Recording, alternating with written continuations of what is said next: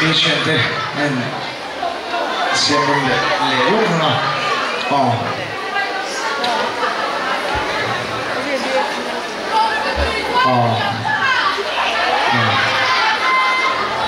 patient thì bùi đi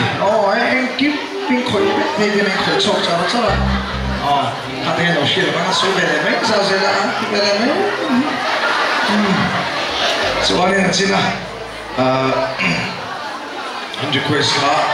anh sang